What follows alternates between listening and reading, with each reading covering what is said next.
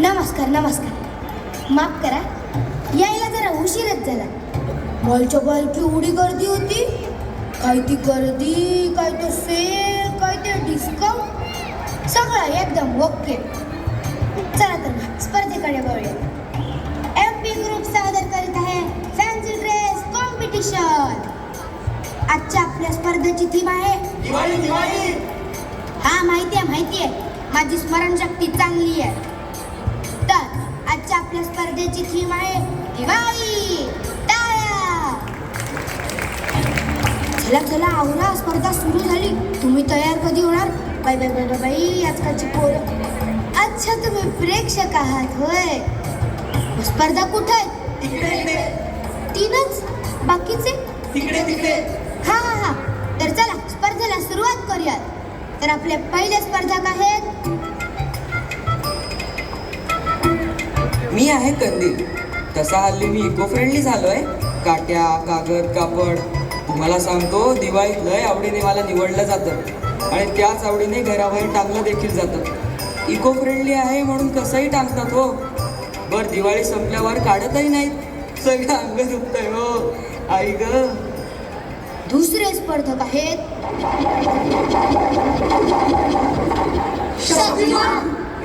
मी आहे भुईचक्र. अरे मग भुईवर जा ना. तुम्हाला सांगतो, माझ्या बुडाला आग लावली ना.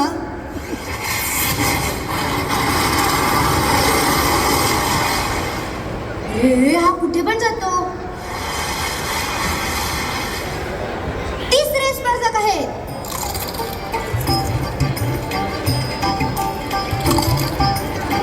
मी आहे चकली. मला बनवताना असं वाटतं, शी काय आहे, पण मी छान छान गोल गोल कुरुम चकली. दिवाळीच्या शेवटपर्यंत जी आहे टिकली, ती मी चकली.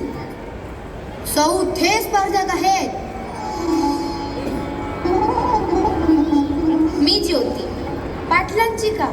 नाही हो, दिवा, पणती. हा, बोल. मी पणती. दीपक ज्योती नमस्तुते असं शुभंकरोतीमध्येही म्हटलं जातं. पण काय फायदा, हल्ली चार्जिंगच्या पणत्या आल्यात. का तर माझ्या तेलकटपणाचा त्यांना त्रास होतो. तुम्हाला तेलात तळलेले वडे चालतात, तेलात तळलेले समोसे चालतात, तेलात तळलेल्या भज्या, अहो एवढंच काय तर ते तेलात तळलेले चायनीज मोदक पण चालतात. अहो सांगते काय, ह्या सगळ्यांवर बंदी आणली पाहिजे. पण ती पुण्याची आहे वाटतं. पाचवे स्पर्धक आहेत.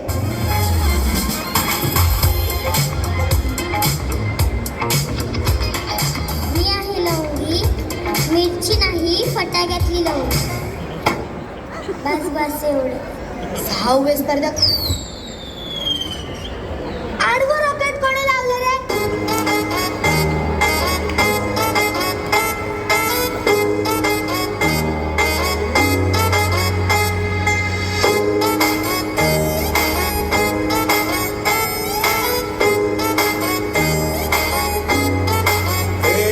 तुम्ही बिडा किती, मला लाडा किती.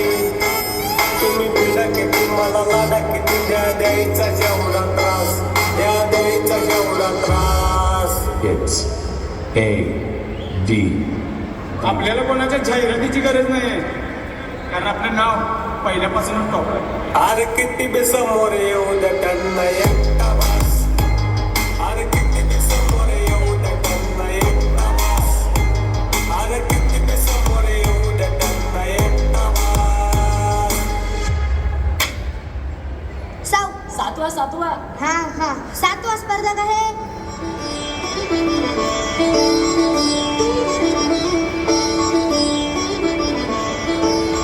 मी आहे राम. अरे पुढे बोल. मी राम आहे.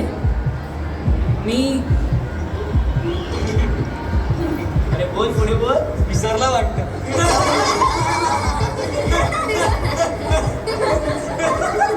आजी.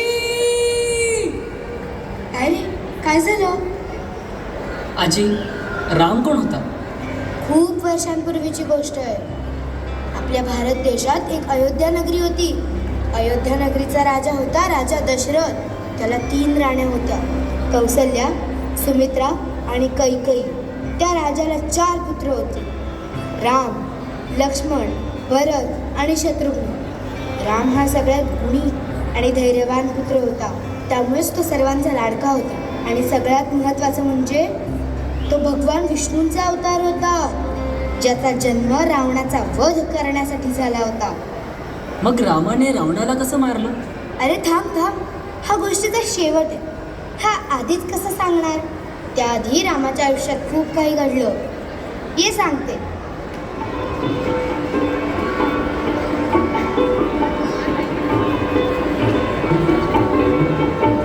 वा वा, मी आज खूप खुश आहे. आपला राम अयोध्येचा राजा होणार. काय? खरंच राम राजा होणार? हो राणी कौशल्या, आता राम राज्य येणार. वा, ही तर खरंच खूप आनंदाची बातमी आहे. मी आता लगेच भटजींकडे जाऊन मुहूर्त काढून येते. मी सुद्धा तयारी करायला लागते.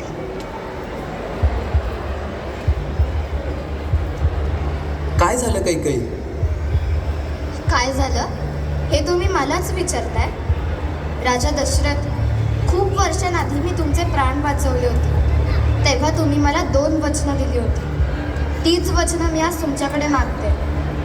माग, हवं ते माग. आपला राम राजा होणार आहे. त्यामुळेच ही वचनं मागायची वेळ आली. तुम्ही रामऐवजी माझ्या मुलाला भरतला राजा बनवावं आणि राम याला 14 वर्ष वनवासाला पाठवावं अशी माझी इच्छा आहे. काय? हे काय बोलतेस तू कैकेयी? मी असं करू शकत नाही. राम हाच राजा होण्यायोग्य आहे आणि रामच राजा होणार. तुम्ही दिलेलं वचन आता मागे घेऊ शकत नाही. तुम्हाला वचनपूर्ती करावीच लागेल. कैकेयी, राणी कैकेयी, ऐका. अहो ऐका. देवा, हे कोणत्या मोठ्या धर्मसंकटात टाकलंस रे मला. राम, मला माफ कर. मला माफ कर राम.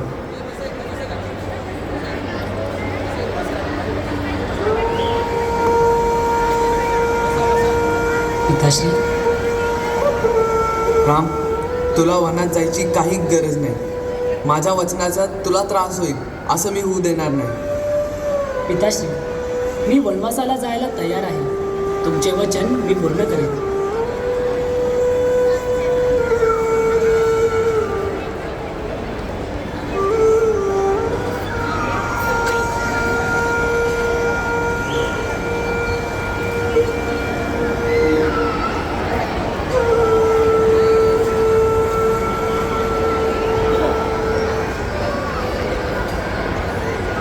पण राम नाही सुद्धा म्हणू शकला असता ना? त्यांनी ठरवलं असतं तर वडिलांच्या वचनाला विरोध करत राजसत्ता उपभोगली असती. पण वडिलांचा शब्द खाली पडू नये म्हणून त्यांनी या सगळ्याचा त्याग केला. वडिलांनी दिलेलं वचन पाळण्यासाठी प्रभू श्रीराम 14 वर्ष वनवासाला गेले. प्रभू, मी नाही राहू शकत तुमच्याशिवाय. मीही येणार तुमच्यासोबत वनवासाला. प्रभू, मीही येणार वनवासाला.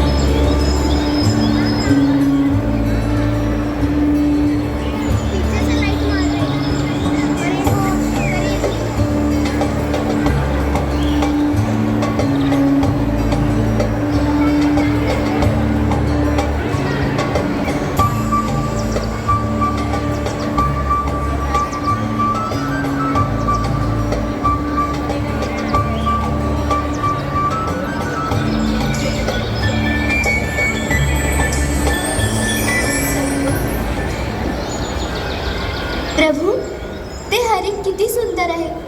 तुम्ही ते माझ्यासाठी घेऊन याल का? सीते, तो जंगलातील एक मुक्त विहार करणारा प्राणी आहे.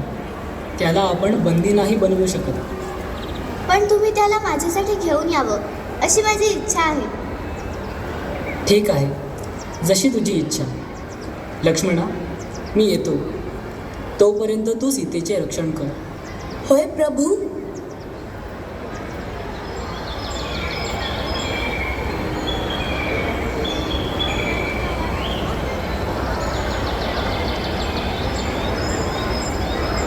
वाचवा, वाचवा.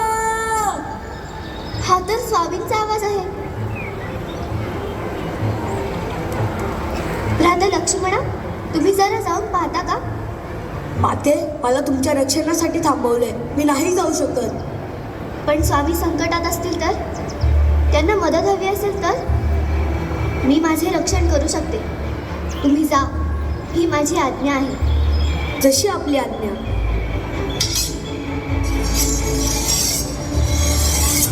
माते, काहीही झालं तरीही लक्ष्मण रेषा पार करू नका.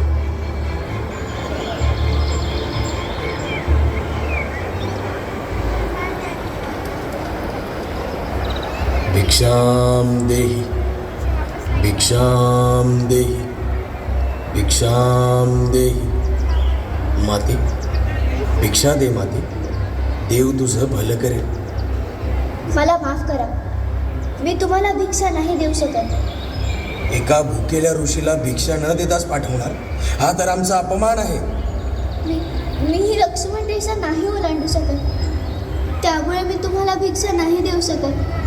मला माफ करा. जर तू मला भिक्षा दिली नाहीस तर तुझ्यावर कोप होईल. तुझ्या जवळची व्यक्ती तुझ्यापासून कायमची लांब होईल. नाही नाही, असं नका बोलू. मी देते तुम्हाला भिक्षा.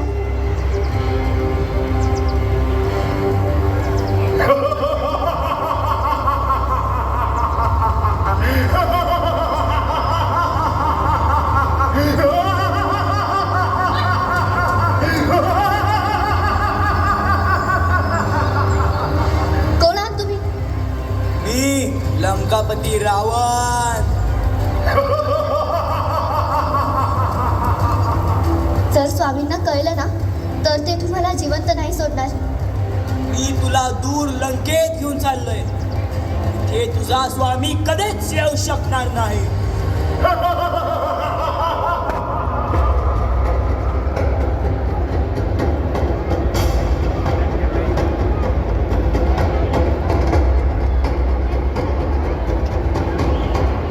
हे दुष्ट राक्षसा, तू मातेला घेऊन जाऊ शकत नाहीस. त्याआधी तुला माझ्याशी युद्ध करावं लागेल.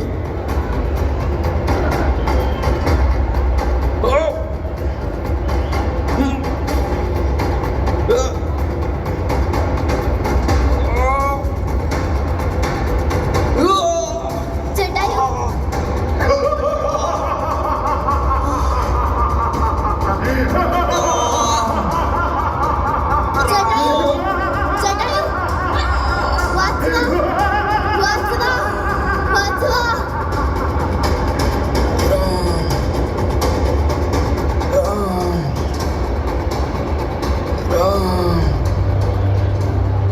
राम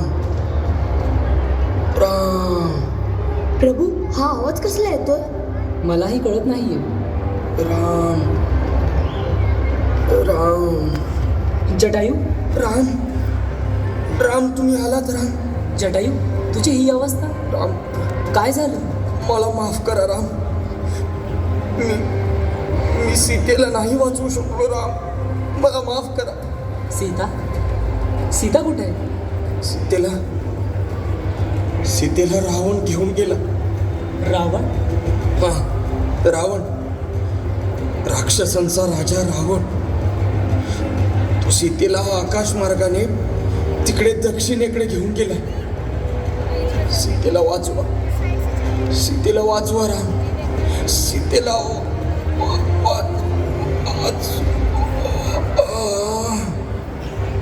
प्रभू, आता काय करायचं?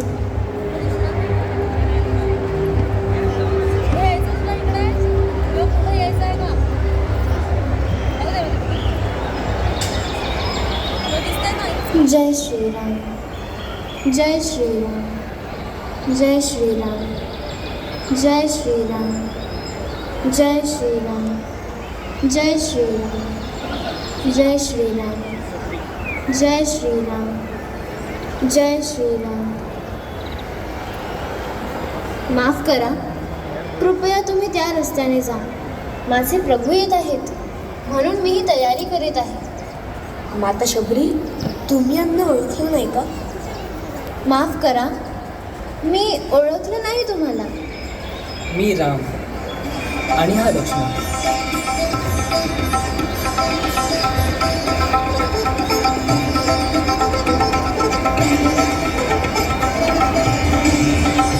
हे घ्या बेर, खूप गोड आहेत. घ्या. खरंच बेर खूपच गोड आहेत. मी स्वतः चाकून ठेवलेत. आई कौशल्याची आठवण आली. असे बेर त्या स्वर्गलोकी सुद्धा मिळत नसतील. लक्ष्मणा, माता, राजा सुग्रीव कुठे भेटते? इथून दक्षिणेकडे गेल्यावर विष्णुक आणि मंदाद्री नावाचे पर्वत लागतील. तिथेच तुम्हाला राजा सुग्रीव भेटेल आणि तुमचा मोठा भक्त हनुमान देखील भेटेल. प्रभू, तुमचे दर्शन झाले. माझे कार्य संपले. आज्ञा असावी. जय श्रीराम.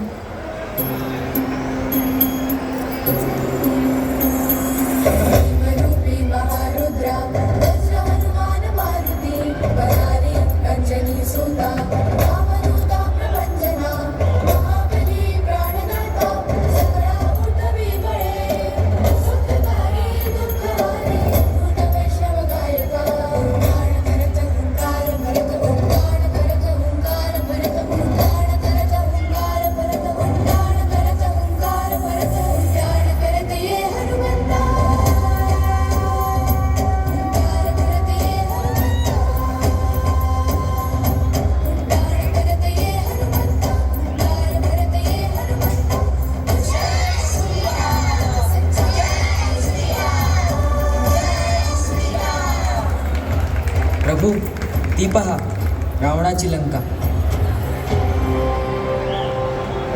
प्रभू, हा विशाल समुद्र पार करून आपण लंकेला कसं जायचं?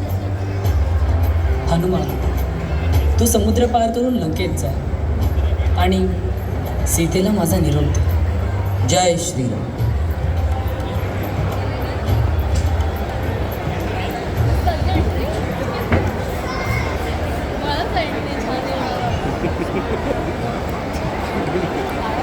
काय झालं हनुमान? प्रभूंना मी वचन दिलं खरं, पण या अथांग समुद्रापार त्या लंकेत कसा जाऊ? हनुमान, तू या पृथ्वीवरील सगळ्यात बलवान व्यक्ती आहेस. तुझ्या शक्तींचे स्मरण कर. हे प्रभू श्रीरामांचं नाव आणि हा समुद्र पार कर. जय श्रीराम, जय श्रीराम, जय श्रीराम, जय श्रीराम, जय श्रीराम, जय श्रीराम.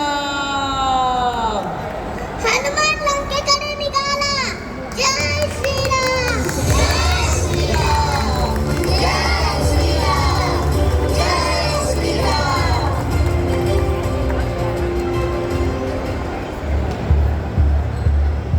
राम राम राम राम. तुझा स्वामी अजून नाही आला.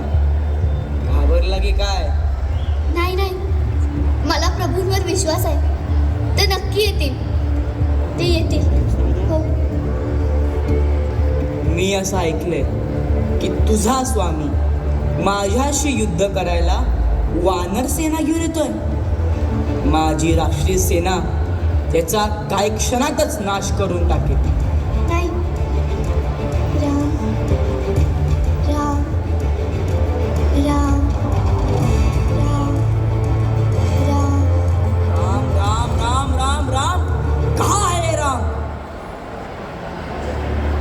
मन से रावण जो निकाले, राम उसके मन में है.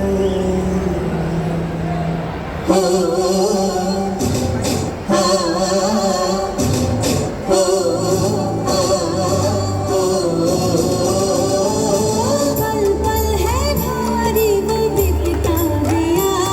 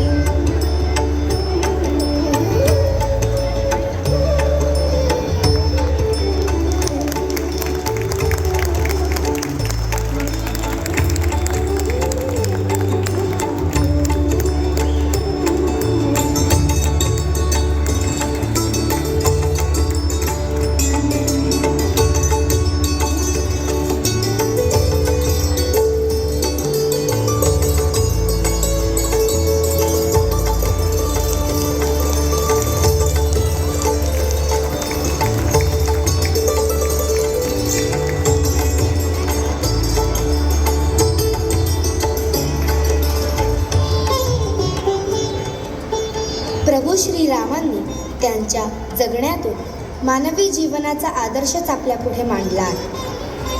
प्रभू श्रीरामांसारखा पुत्र जर घरोघरी जन्माला आला तर प्रत्येक घर सुखी होईल.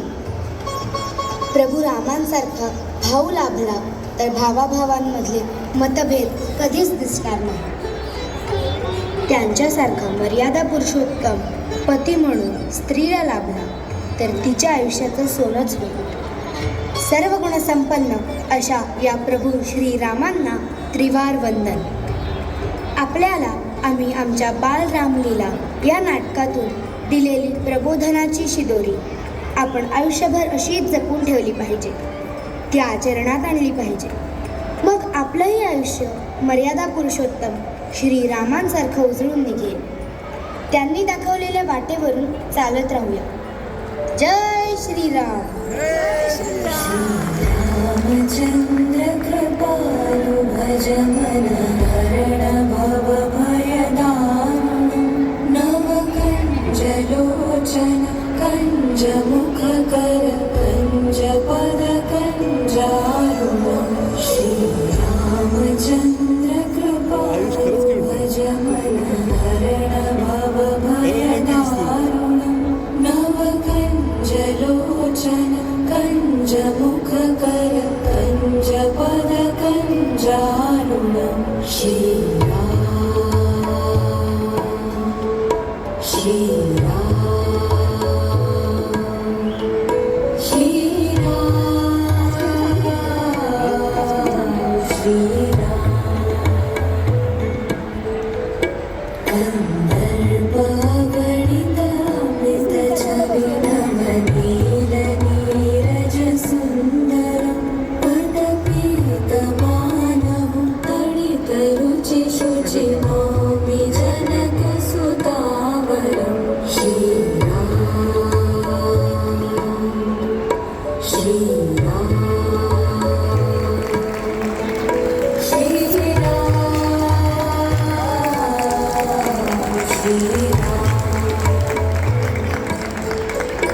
भजुवीर बंधु दिनेश दानव दैत्य औषधि कंदनं रघुनंद आनंद कंद कौशल चंद दशरथ नंदन श्रीराम स्टेजवर आहे ना, अजिबात लक्ष देत नाही बघ. स्टेजवर आहे ना. श्री